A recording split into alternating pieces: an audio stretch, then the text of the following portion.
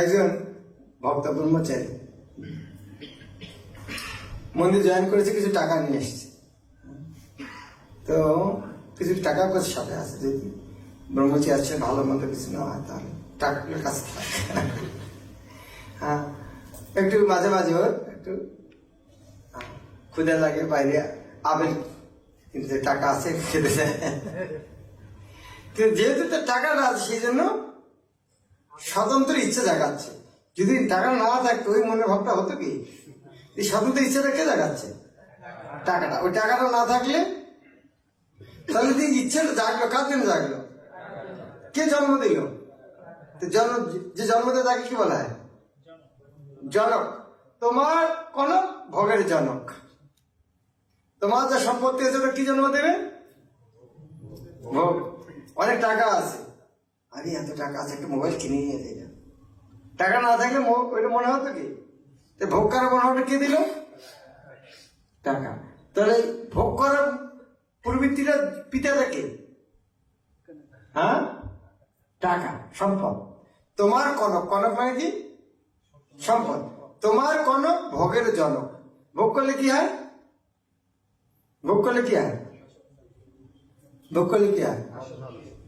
ভোগের সৃষ্টি কি বলে? ভোগান্তি।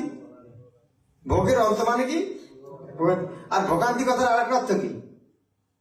কষ্ট। কি সুন্দর ভাষা না? ভোগান্তি মানে ভোগের অন্ত, আর ভোগান্তি মানে কষ্ট। ভোগ করলে শেষে কি আছে? তাহলে এই কষ্টটা পিতাটাকে টাকা। তো টাকাটা থাকার জন্য এটা হলো।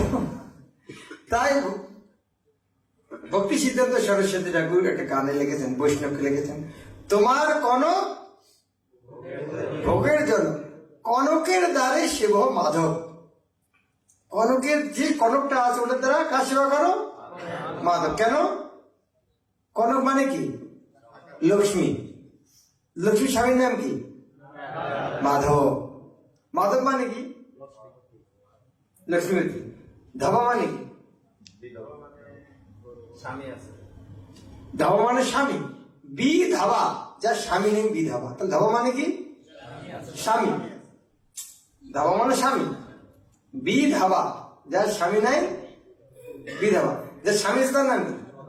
স ধাবা। স ধাবা শহীদ, স্বামীর সাথে থাকে, সে হচ্ছে স ধাবা। যার নেই তার ধাবা মানে কি? তার মা ধাবা মানে কি? মায়ের স্বামী। তার কি? মা হচ্ছে লক্ষ্মী দেবী। লক্ষ্মী দেবী সে নারায়ণ। তাহলে তোমার যে টাকাটা আছে ওটা মালিক কে? ওটা লক্ষ্মী।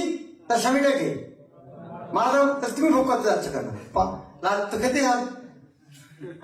তোমার কোন ভোগের জনক, কনকের দ্বারে সেবা মাধব।